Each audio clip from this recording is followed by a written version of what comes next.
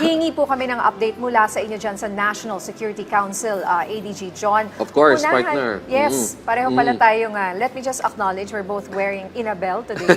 Yes, and ano po kami, Christmas colors, di ba? Oo, kasi malapit na rin ang Pasko. Pasko, yes. Oo. Unahin muna natin, ADG, ang masasabi ninyo dito sa pagsasabatas ng Philippine Maritime Zones Act at Philippine Archipelagic Sea Lanes Act. Gaano po ito kahalaga para sa bansa at ano ba ang nilalaman nitong dalawang batas na ito? Well, partner, unang-una gusto namin pasalamatan, of course, ang ating Pangulo, President Bongbong Marcos, ang ating Senado at ang ating Kongreso. Kasi sila yung nagsabatas nitong dalawang napaka-importanting batas na ito, which napaka-importante dahil itong dalawang batas ay dinalagay sa domestic legislation or sa ating mga sa isang Republic Act yung pinalanunan natin noong 2016 sa Permanent Court of Arbitration at ina-align yung laman ng ating mga domestic laws sa United Nations Convention on the Law of the Sea or yung tinatawag na UNCLOS. So ako nga po ay natutuwa dahil ako mismo ay nandun sa Malacanang noong Friday para pirmahan itong napakahalagang mga batas na ito dahil in essence, rini-reaffirm natin yung ating sovereignty doon sa ating territorial sea, sa ating internal waters and archipelagic waters, while at the same time reaffirming our economic rights and sovereign rights and jurisdiction doon naman sa exclusive economic zone ng ating bansa. Alright. Para po sa kaalaman ng ating mga kababayan, at sa akin rin, ito pong dalawang batas na ito, wala naman siyang idinadagdag pa.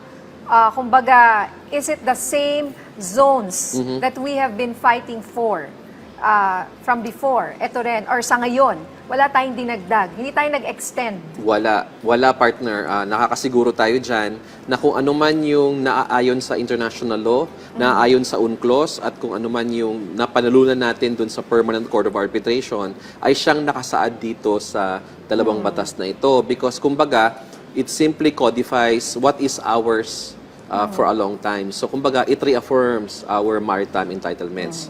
Yung isa namang batas, yung Archipelagic Sea Lanes Act, ano yung Sea Lanes Act? Ayon. Kasi ito kasi partner, sa ngayon kasi, under UNCLOS, since wala pa tayo nitong sea lanes na ito, hindi natin makontrol ng maganda yung mga pumapasok sa ating teritoryo. Dahil nga, according to UNCLOS, responsibilidad ng mga party states to UNCLOS na mag-provide ng dadaanan or yung tinatawag na archipelagic sea lanes. Kasi meron po tayong tinatawag na rights of navigation and overflight, provided na itong rights na ito are not prejudicial to the peace, good order, and security of the Philippines. So, dito po sa batas na ito, we identified 3 sea lanes na pwedeng daanan ng mga banyagang bansa. At hindi na sila pwedeng lumabas dun sa mga sea lanes na yun. So kumbaga sa kalsada, yung doon ka lang sa linya mo. Correct. Parang EDSA busway. Yes, doon ka. Huwag kang lalagpas. At hindi pwedeng lumabas doon. Oo. Kasi may mga kaakibat partner na itong mga penalties, mga liabilities. No? For example, kung merong foreign commercial ship na lumabas doon sa sea lanes na na-identify natin, ang liable po doon ay yung commercial entity na may-ari noon. Ngayon, kung foreign warship naman ito, yung bansa na may pagmamay-ari, sila naman yung may liability. Okay. So nag-umpisa na ba ito? Is it now being enforced? Well, itong Archipelagic Sea Lanes law partner, this has to be first published in the official gazette or in 2 newspapers of general circulation. It becomes effective 15 days later. And then, we submit this first to the International Maritime Organization. Okay. Kasi doon sa IMO, doon natin ilalagay yung mga meets and bounds, yung mga specific na mga coordinates nito. Wala kasi sa batas yung mga coordinates. Then we submit it to them, and then the IMO takes over. And then pag nagkasundo ang buong mundo, then it becomes already the acknowledged sea lanes. Kasi posible kasi yung magsabing ibang bansa, dagdagan nyo. So the law provides for the president to substitute kung mayroon pang iba. Kasi ang mga na-identify kasi natin doon sa batas na ito is yung Balintang Channel sa north, dito sa may northern Luzon, Celebes, Sibutu, Sulu, Cuyo, and Mindoro Straits, and then Celebes Sea, Basilan Strait, and Balabac Strait.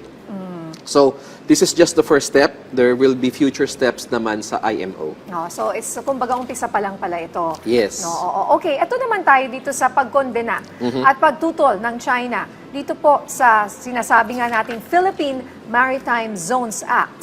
Ayon sa China, labag daw ito sa kanilang territorial sovereignty at maritime rights at interest diyan sa South China Sea.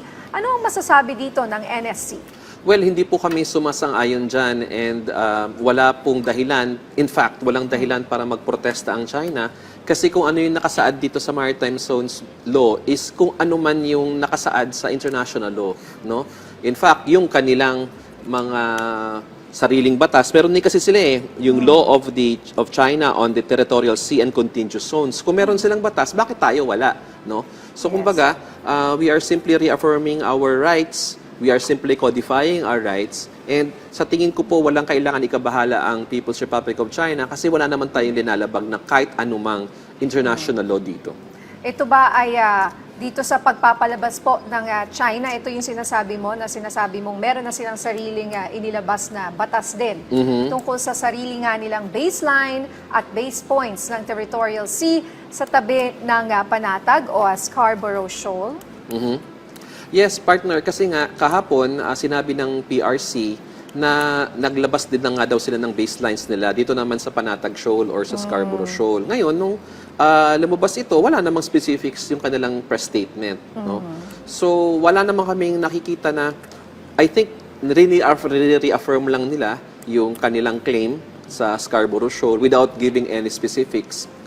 Hindi gaya ng ating batas na napakalinaw. So, pinagtataka namin kung ano itong sinasabing baselines nila. It is not in any way contained in the press statement that they issued. And in any case, kahit naman anong sabihin nila, hindi naman po ito tama. Dahil ito po ay labag sa international law, sa UNCLOS, at dun sa 2016 arbitral ruling. Ito, ADG, itong isang issue rin ito. Marami ang gustong malaman kung ano ang take dito ng NSC, no? Sa katatapos lang na US elections kung saan nanalong muli si President Donald Trump. Ano po ang nakikita ninyong implikasyon ng Trump presidency and administration sa national security ng Pilipinas?